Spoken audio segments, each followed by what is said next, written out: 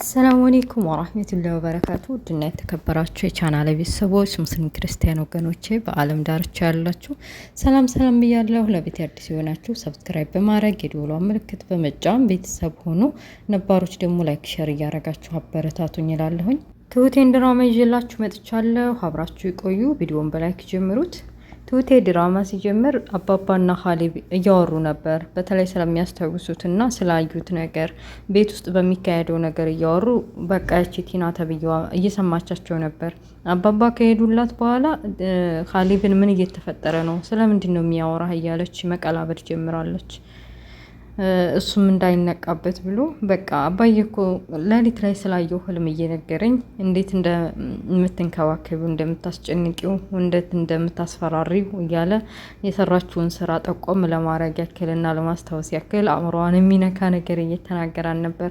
እሷም እንደዛ ስንከባከበውና እንደዛ ስረዳው ስንት አመት ሙሉ ቆይቼ በህልሙ እንደዚህ ሳስጨንቀው ማየቱ ይከብዳል። ቢሆንም ግን ህልምን ለሚባል ምንም ችግር የለውም እያሉ ስለ ራሳቸው እያወሩ እያለ ድንገት ኻሊብ ወደ ውጭ ሀገር መሄድ አለብኝ ድጋሚ ወደ ስራ ሲላት ጮቤ ረገጠች። ምክንያቱም እሷ ከዲያኒ ጋር የምታሳልፈው ጊዜ ለእሷ ሰላሟና ደስታዋ ነበር እና ከዚህ በበለጠ ደግሞ በብዙ ጊዜ ቆያለሁ። ራቅ ያለ ቦታ ስለሆነ መሄደው ብቻሽን ጥየሽ በመሄዴ ያው ደግነቱ ወንድምሽ ዳኒ እና ትሁቴም አሉ አባባም አሉ እና ምንም አይቸግርሽም እንደማትቀየሚ ተስፋለኝ እያለ ውስጡ የውስጡን በውስጡ የሆዱን በሆዱ አድርጎ እሷ እንደዛ እያለ እየተሰናበታት ነበር። እሷም ቢሆን ግልግል ነው እንኳንም ሄድክልኝ ከዳኒ ጋር ምርጥ ጊዜ ያሳልፋለሁ እያለች ጮቤ እየረገጠች በውስጧ እና ታዲያ መቼ ነው የምትሄደው? እንዴት ነው የምትሄደው? ለምንድን ነው የምትሄደው? እያለች በጥያቄ አፋጠጠችው። እሱም ቢሆን እሄዳለሁ እንደስተ ዛሬው ቶሎ ግን አልመለስም። ረዘም ያለ ጊዜ በጣም ብዙ ጊዜ ነው የምቆየው። ብዙ ስራ ነው ያለብኝ እና ደግሞ ሳልነግርሽ የእናቴ ማነው የአባቴ እህቶች አሉ ሲላት እነማ አለ ግራ ገብቷት። እስከ ዛሬ አባቱን ብቻ ነበር የምትተዋወቀው። ዛሬ ግን የአባቱን እህቶ ለማወቅ ሲነግራት እንዴ እንዳሉ እኮ አልነገርከኝም ነበረ። ግን ለምንድን ነው ማለቴ እነማን ናቸው? ትልቅ ናቸው ትንሽ ብላ ለማጣራት ሞከረች። አባቴ የሁለት እህቶች አሉት። አንደኛይቱ ያው በእናንተ እድሜ ስትሆን፣ አንደኛዋ ደግሞ ተለቅ ያለችና ጆሮ መስማት አትችልም፣ መናገር አትችልም እና እሷ መስማት እና መናገር የማትችለዋ ናት የምትመጣው። አደራሽን እንደማታሳፍርኝ ያውቃለሁኝ፣ ተንከባከቢልኝ። ባገኛት ጥሩ ነበር። በጣም ቆይቻለሁ ካየኋት። ጥሩ አይቼ ጥሩ ጊዜ አሳልፌ ብሄር ጥሩ ነበር። አባዬ ሲመጣ ሁሉንም ተንከባከቢልኝ እያለ እሺ ደግ ብላ ለይምሰል እሷም እሺ አለችው። ዳኒንም አግኝቶ በቃ ለሩቅ ጊዜና ብዙ ጊዜ እንደሚሄድ ለፊልድ እንደሚወጣ የሚስቱን ነገር አደራ፣ የቲናን ነገር አደራህን፣ የቤቱን ሁኔታ አደራህን፣ ያው ቤተሰብ አይደለን እያለ እየቀለደበት በውስጡ እያረረም ቢሆን እሺ ተባብለዋል። አባባ ሲደወልላቸው ጓደኞቻቸው ጋር እየተዝናኑ ነው። ኻሊብም ቀልበስ አድርጎ እንዳይጠረጥሩ ብሎ አባዬ ብዙ ስቃዮችና ሀዘኖችን አሳልፏል።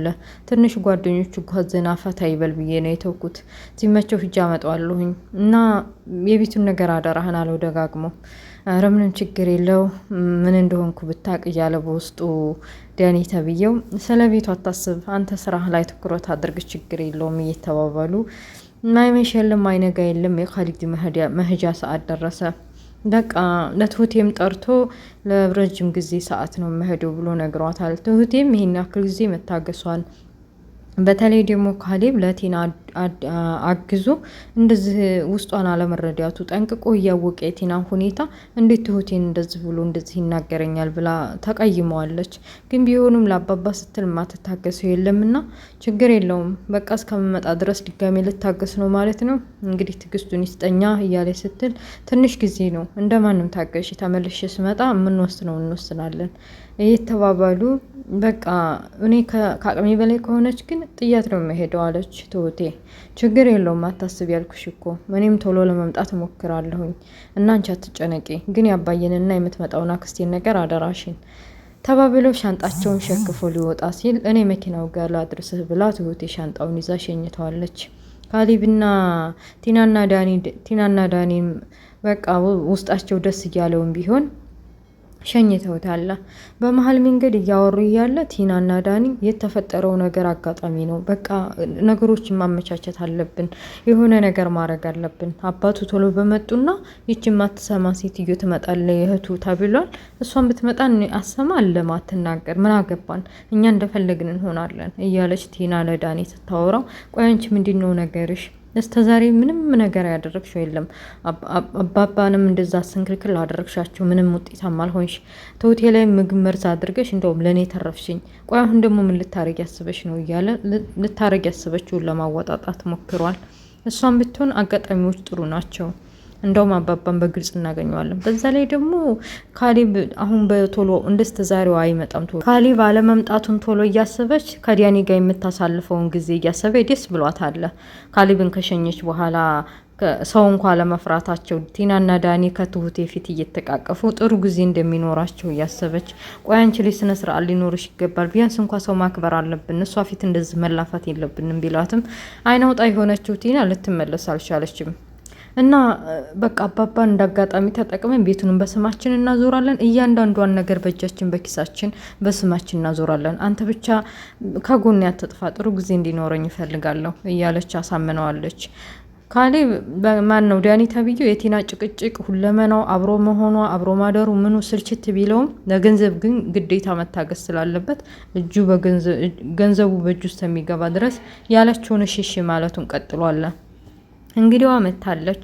የአባባ እህቴ የተባለችው መናገርና ማውራት የማትችለዋ ሴት ስትመጣ ቁርትምትም ብላ ሽፍን ብላ የገጠር ሴትዮ ሆና መታ ስታያት ቲና እንደዚህ የሀብታም ገንዘቡ ትርፍርፍ ብሎ ለነዚህ እህቶቹ ያልሆነ ምን አይነት ሰውዬ ነው አታያትም? እንዴት እንደተቆራመደች እያለኝ ለዳኒ ማውራት ጀመረች።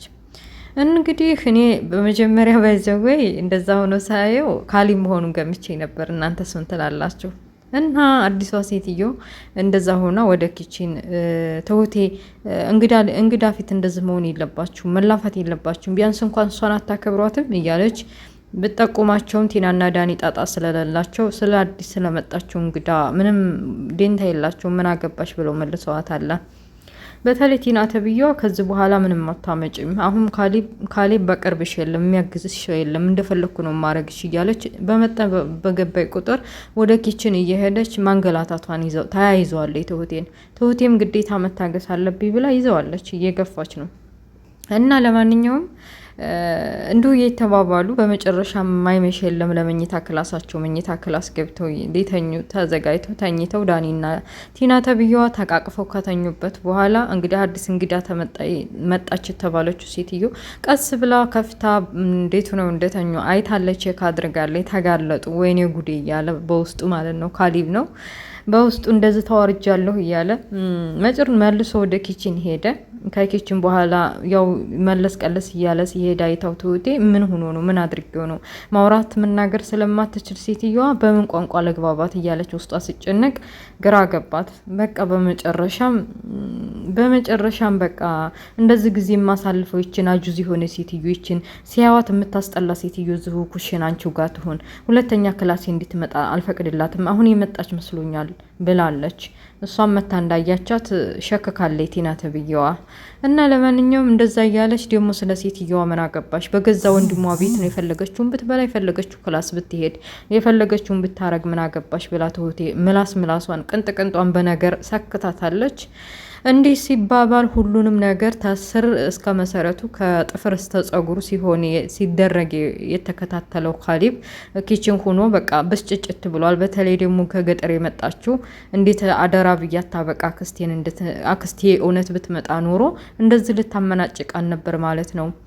እኔንም ደግሞ እንደ ሚስት ትናፍቀኛለህ፣ ተወደኛለህ እንደዚህ እያለች ስትደልልኝ የነበረው ውሸቷን ነው። እውነት የሚች ልጁ ያረገዘችው ልጅ ከኔ አልነበረም፣ መጀመሪያውንም ወረድ ያለችው ውሸቷን ነው እያለ ካሌብ የለበሰውን ቀሚስና ራሱ ላይ የጠመጠመውን ሻሂ አልኩኝ ሻል ማለት ነው አውርዶ ወየው ሲል ትሁቴ ድንግጥ ብላ ስትጮህ እሱም እንዳትጮህ አፏን ይዞ ማንም እንዳይሰማ ሊያረጋጋት እየሞከረ ሴትዮይቱ ሆና የመጣችው ካሌብ መሆኑን ለማረጋገጥ እየሞከረ ድራማው ያበቃል። እንግዲህ እውነቱን በአይኑ በብረቱ ካሌብ አይቷል። በትሁቴና በዳኒ መካከል የሚፈጠረውን በቤቱ ውስጥ ምን እየተካሄደ ያለውን ምን ሊወስን እንደሚችል ቀጣይ ይለቀቅልናል፣ ነገ ይለቀቃል ማለት ነው። እና ውድ ቤተሰቦች ይሄን ይመስላል የትሁቴ ድራማ። ስለነበረ ቆይታ ከልብ አመሰግናለሁ። ላይክ፣ ሼር፣ ሰብስክራይብ ማድረጋችሁ እንዳትረሱ። በሌላ ፓርት እስከምንገናኝ አሰላሙ አለይኩም ወራህመቱላሂ ወበረካቱ። ባይ ባይ፣ ቻው።